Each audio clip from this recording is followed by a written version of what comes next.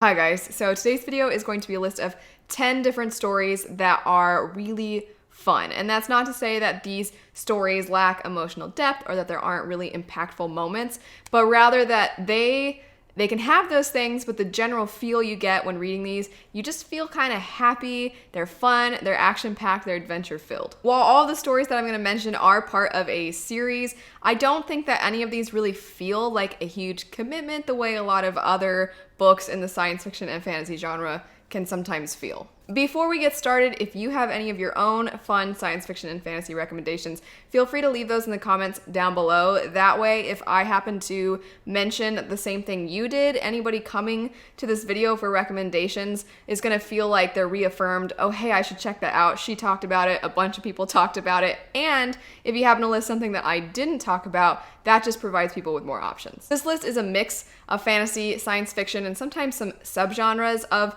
the two, and we're gonna jump into it with one that I think definitely fits that, and that would be Aeronauts Windlass by Jim Butcher. The setting for this story is very unique. Something has happened that has caused humans to now live basically in the sky. That is where all of their technological advances take place and how they are able to survive. And so you have airships, you have airship battles. The dynamics between the characters is always very strangely kind of whimsical in a lot of ways, but also often very entertaining. And I did not think this would appeal to me, but every time I heard someone talk about this series, they would talk about the cats, because there are talking cats in this story. And I was like, I don't think I'm not gonna hate it, but I didn't think I'd really dig it either. But they truly were basically the best part of the book. It's also incredibly fast-paced, and the characters, you kind of can't help but like them right away. While this personally wasn't a story that I ended up absolutely loving, I still had a good time when I was reading it, and I'm the kind of person that even if something doesn't quite fit my preferences, I can absolutely see the appeal for other people. And the fun element of this book, I think, is that alone is a good reason to pick it up. Next up, we have the Rhyria Revelations by Michael J. Sullivan. I have only read the first one of this series, but a lot of people talk about how it only gets better as it goes. But regardless, just from that first one, I definitely feel like this is one of those books, it's almost like an essential read for somebody who wants to have an idea of what fun fantasy is like, because it has this kind of buddy cop feel between the two main characters. They're kind of friends that are polar opposites, but they end up always being friends in the end, and they go on this adventure together, and they're often in a ton of danger, but there's almost this Indiana Jones feel where even though they're often in danger, you know, okay, somehow they're gonna get out of it. And it's not that that ruins the stakes, it's just that you're curious to see how they're gonna get out of it and what crazy thing's gonna happen to kind of turn their luck for the better. Next up, we have a manga series that is technically considered young adult if we kind of translate it to how we categorize things, but it is Full Metal Alchemist. I absolutely love Full Metal Alchemist. This is one of those where, yes, I did indeed love this. It is one of my favorites, and I feel like everybody should read it because it's great. I mentioned at the beginning that the stories on this list, they don't have an absence of emotional depth. It's just that the fun element of things is so at the forefront, but somehow Full Metal Alchemist has a way of combining all of that. It is fun, it's hilarious, the humor in it is fantastic, and there's a lot of it, but man, are some of the emotional moments really, really sad. The premise doesn't exactly sound particularly fun. The idea is that these two young boys lost their mother, and they tried to bring her back with alchemy, which is forbidden, and for good reason. Things went terribly wrong. One brother had to have his soul attached to a body of armor, and then the other one lost an arm and a leg, and now they are out to try and get their bodies back and restore themselves. And because they are such good alchemists, they are kind of a part of the military of the world. And the story's setting is very unique in that it doesn't really feel medieval European inspired the way a lot of other fantasy does, but it also doesn't feel exactly like our modern day world. It's this interesting mix, so the setting's really cool. These two main characters, you kind of can't help but love them. The brother relationship is fantastic, and there's so many great side characters along the way, some of which are so ridiculous, but that just makes the sad moments even more tragic. It's so good. Next series on this list is one that I hate using the term guilty pleasure because I don't want anybody to feel like they should feel guilty for enjoying what they like to read, but that's kind of a good way to give you an idea of this series. And that would be the Fallen Kingdom series by Morgan Rhodes. This is a story where it truly is so drama-filled, but that's kind of what makes it fun. This would be a great story to buddy read. It's very easy to get through. At some point, somebody is going to die, and then somebody's going to fall in love, and then somebody's going to hate the person they fell in love with, and then this other person's going to love them. It's just so all over the place in that way. But buddy reading it makes for so many crazy twists and turns. And if you want to have a friend that the two of you try to make predictions and there's cliffhangers and everything, I just think it's not only kind of fun to read if you don't really hyper-analyze it and stuff like that and just enjoy it for what it is, but it's especially fun if you enjoy it with other people. Switching back to adult fantasy, the next one on this list I have to put almost like a little asterisk next to, because that would be the second era Mistborn series. And the reason I have a little bit of an asterisk is you really do want to read the first era books before reading the second era. And the first era books, I would say the vibe is not fun. It's kind of the world is ending sort of a feel. It's very dark and our characters can never catch a break. That's what the first era feels like. And the second one, even though there are some pretty intense stakes, it feels so much more focused and it feels like you're really zeroing in on just a couple people. The plot line isn't as huge. And the relationship between the main character and his friend is really truly a buddy cop feel, because one of them is a lawman and the other one is kind of his sidekick. I know for myself, the Mistborn first era books are favorites for me. I absolutely adore them. And so the first time I picked up second era, I almost felt let down because it wasn't first era, but then picking them up again, I actually really appreciate them if I almost treat them like two different, completely separate things, even though the world is the same world and the magic system is the same magic system.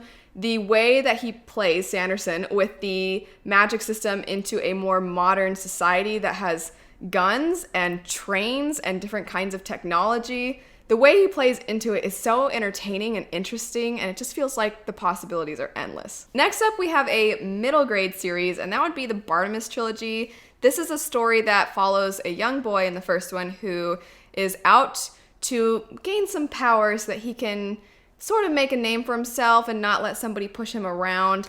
And in order to do this, he summons a djinn that is way too powerful for him to handle, but he's kind of managing it. And the djinn keeps trying to trick him, and you get the perspective of the djinn. It's very interesting in that the author has some perspectives in third person, but the djinn's perspective is in first person. And on top of that, the djinn has the ability to have multiple thoughts at once.